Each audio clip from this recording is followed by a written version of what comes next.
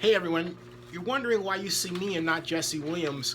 It's because Viacom has went all over the internet and blocked viewing of the videos, forcing you to go to the BMDT website, or at least look around for it, right? That's completely heinous. And I wrote a tweet to Jesse Williams and said to tell BET Awards to tell Viacom to stop this practice because they're essentially silencing or at least lessening his voice. Get this, on the trends map, as I speak, he is still within the top 20 trends.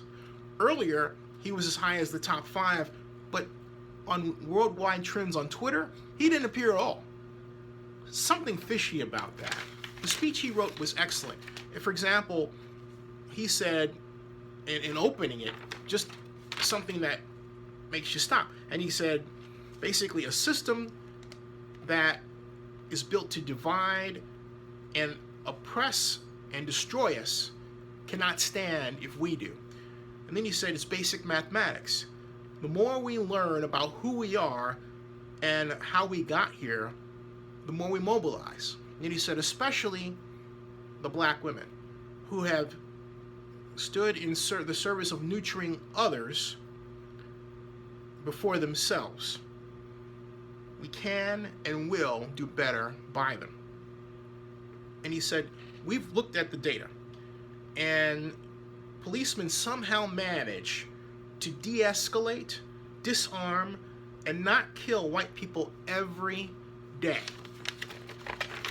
So what we're going to do is have people rise in justice in our own country, or we will restructure their function and ours. Yesterday would have been young Tamir Rice's 14th birthday. So I don't want to hear anyone talk about how far we've come when paid public servants can pull a drive-by on a 12-year-old playing alone in a park in broad daylight, killing him on television, and then going home to make a sandwich. Tell Rahir Bond how it's so much better to live in 2012 than 1612 or 1712. Tell that to Eric Garner. Tell that to Sandra Bland. Tell that to Dorian Hunt. All of us in getting here,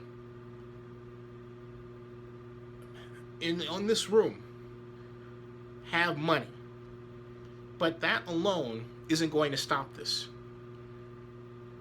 Dedicating our lives, to getting more money just to give it back for someone to put their brand on our body. We have spent centuries paying with brands on our body when we pray to get paid with brands on our body today. There has been no war that we have not fought the front lines in. No job we have not done. No tax that has not been levied against us. We all pay for that. But freedom is somehow conditional here. You're free, they keep telling us. But she would have been allowed so had she not been so free, Freedom is always coming in the hereafter. But the hereafter is a hustle. We want it now. That's the meat of what he said after receiving the BET Humanitarian Award for 2016.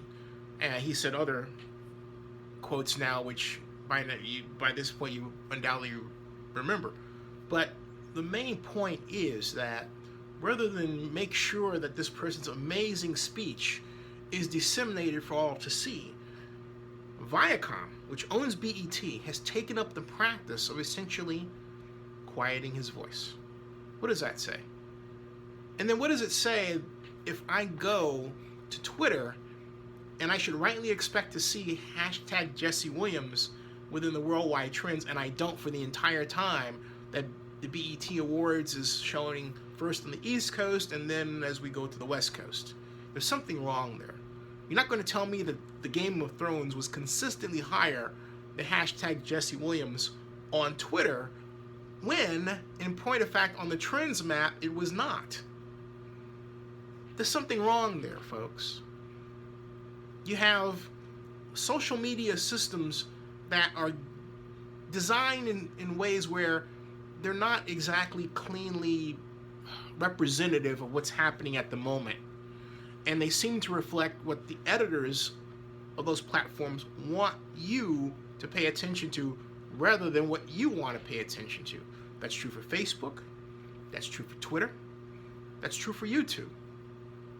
There has to be an honest player, or the government has to insist on the development of an honest player at some point here. This is too wildly out of control, and valuable messages like the one that Jesse Williams gave tonight at the BET Awards are too much, too often muffled. We have to stop that.